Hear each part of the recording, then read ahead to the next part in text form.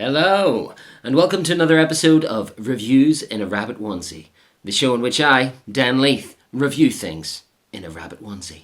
Reviews in a rabbit onesie, what will he review this week? I mean, it's still not in. I'm not sure if you can hear that in the background, but if you can, there's a very special reason for that. Yes, welcome to another episode. This week I'll be reviewing another two movies and putting them head to head. And the theme of this week's movies is The Great Dog Pre-Sequel. Two movies about dogs, one of which is a prequel, one of which is a sequel.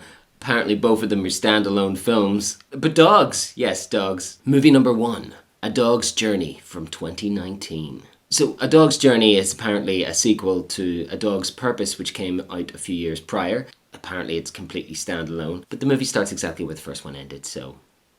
Yes, Bailey the boss dog is back. Bailey the dog is voiced by Josh Gad. Alright, Josh. He's living on a farm with Dennis Quaid and his wife. They lost their son in the war, I think. So they have their daughter-in-law, Gloria. She lives with them, and also their granddaughter, CJ. So life on the farm is great, apart from Gloria being a bit of a bitch. As Bailey says, someone must have eaten Gloria's food. Good dog logic. But anyway, yes, Gloria is a terrible person. She gets a job offer and the grandparents are like, you know, you could take that job and we'll look after the granddaughter. Gloria freaks out. She's like, no, you're trying to take my granddaughter. She fucks off with CJ and Dennis Quaid and his wife are like, oh God, no.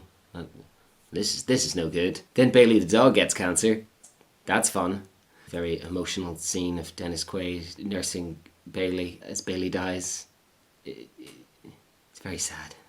So if you haven't seen the first film, it's about the same dog, Bailey, or the soul of the same dog. Every time he dies, he's reincarnated and he comes back as a different dog. And Dennis Quaid knows this, so as Bailey is dying, he's like, if you come back, please look after CJ. I guess he's concerned about his granddaughter being with that bitch of a woman, Gloria. Gloria! So Bailey dies, comes back as a different dog. Years have passed. CJ was 4 at the first part of the film, now she's 11.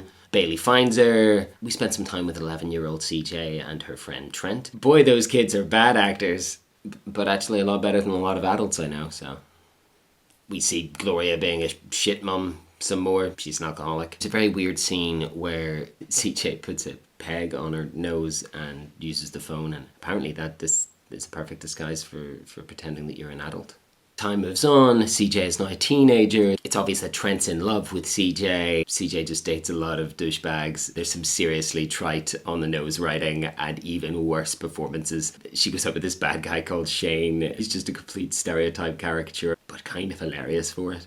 He actually runs her off the road, kills Bailey in the process. And you're crying once again. The producers of this film must know how sadistic it is to make an audience watch a dog die time and time and time again. But it'll keep them invested. The formula works. More years pass. Bailey comes back as a big dog that's so big that he's just known as Big Dog. He lives in a convenience store. CJ comes by one time and he tries to... CJ, it's me, it's Bailey. But he can't talk, he's a dog. He can't talk. So she fucks off. He runs after her down the street. Great dog acting here. Dog acting award goes to the dog that played Big Dog. You were class. He's a lumbering wonder with such soulful eyes. How are you supposed to not care about that? There are more dogs, there are more deaths. I won't go into all of them. CJ continues to date a lot of douchebags when clearly she must really be into Trent. It's a bit cheesy. There's some really bad acting. The score doesn't help, but it's hard not to be invested. I mean, if you're not crying by the end of it, then I think that you're probably inhuman or you hate dogs. Kind of the same to me. Near the end of the film, there's some really bad age prosthetics for Dennis Quaid and his wife. What you gonna do? What did I learn from this movie? That dogs don't understand imaginary tea parties, but they do look good in a tiara. And if you put dog photos in the end credits of a film, it instantly makes the film seem like it was better. It's a bit of a mess, it's a bit corny, it's a bit cheesy, but it's a romp. But if you haven't seen the first film, watch that instead, it's better. 3 out of 5 dog treats. And that brings us to movie number 2. Red Dog 2, True Blue, or The Early Years. It's got 2 titles and a lot of production companies. This movie starts and you're hit in the face with about 1,000 production logos. There's about 4 or 5 minutes of that shit. But yes, Red Dog 2, which apparently came out in 2016, supposedly a prequel to 2011's Red Dog, which is a fucking class film, but apparently also a standalone film.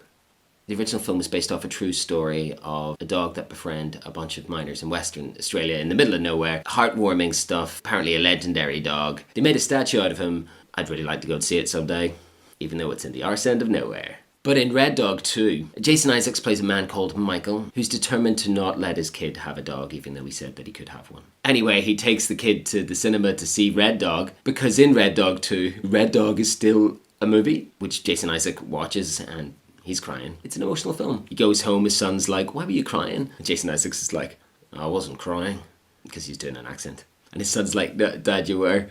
And he says, "Well, yes, you don't understand." And his son's like, "What don't I understand?" And then Jason Isaacs tells the son that the movie was based off of his old dog. The son's like, "Red?" And he's like, "No, this dog was called Blue." This film, it's some sort of meta dogception nightmare. Flashbacks happen. We follow young Michael as a child as he finds a dog in a tree, and the dog's covered in blue paint, so he calls him Blue. And then he washes the dog and finds out that he's red. He sticks with Blue. True blue. I'm not really sure how to go about describing this film because it is batshit crazy. I couldn't keep up. I mean, first of all, you've got supporting characters like Big John, Little John, Jimmy Umbrella. What the fuck? Young Michael's been sent to a farm to live with his granddad, who's a bit stern. He gets the dog, and then all these weird plot lines happen. It has so many plot lines, and I'm not convinced any of them actually go anywhere. Michael finds a cave in the desert. He crawls inside. He starts talking about orgies. Then something growls at him from the darkness, and he is aware there's an evil presence. I'm not making this up. So then he talks to one of the farmhands who starts talking about some being called Mukon, I think, and white power stones. Then there's some pretty douchebag with abs that plays really generic guitar that lives nearby. Blue heckles him with a bit of howling. That's good crack. Then there's a plot line about a railroad being built. There's a scene in which the dog wears a wolf mask and defends the sofa so that some creepy older guy can't sit down next to him. And all of this happens to the Peter and the Wolf soundtrack. I mean, two older lads start playing banjos. Mike and Blue sneak off into the night only to be chased by a devil horse. A pretty teacher comes to town. Michael's obsessed with her. He puts lizards into her room so that she will run out at night in her underwear so that he can perv on her. I mean, this is still Jason Isaacs telling his son this story, right? I mean, what's he telling them? Anyway, Mike's obsessed with his hot teacher. She kicks Blue out of a lesson because he farts. Then there's a scene of Blue eating some underwear. At this point, I think I'm figuring out what the movie is about. But I'm also realizing that it's about a love triangle between the child, Michael, the hot teacher, and the douchebag with abs. Fucking weird. This does lead to a great scene where the douchebag just grabs the teacher, makes out with her, and gives the wee lad the fingers. What am I watching? But then Michael hypnotizes the devil horse with one of those white power stones. And at this point, I think the movie's just about to begin and it's almost over. I mean, essentially, the granddad sends young Michael to boarding school and says, "You can't take the dog." And the dog's left behind. He basically just had a dog, made a bunch of shit up. It's basically him dealing with the loss of his dog. It's got nothing to do with the first film at all. I mean, he's forced to leave the dog behind. That's the last time he's ever seen the dog. He doesn't know what the dog does after then. The dog doesn't suddenly become Red Dog of the legend. You can't just say that's a thing just because you're trying to deal with your own guilt. This movie is so convoluted and has so many weird plot lines and stuff that you would just never tell your kids. It's such a mess. It makes How I Met Your Mother seem like it's concise storytelling. I don't even know what this movie's about. The boy, the dog, Australia, the granddad, creepy love triangles, mental mums, a guy with some serious dog trauma. I don't fucking know. I mean, there's not even enough dog in this film. It's kind of entertaining because it's such a hot mess, but that is the only reason. But if you haven't seen the first one, watch it. It's better. What did I learn from this film? I learned that too many production companies can spoil the broth, apparently. And I also learned that I could have hands down made a better sequel to Red Dog. I would have called it Red Dog Redemption, an Australian cowboy western with dogs. You'd fucking watch that. 2 out of 5 dog treats. Thank you for watching Reviews in a Rabbit Onesie. I've been Dan Leith. Jethro?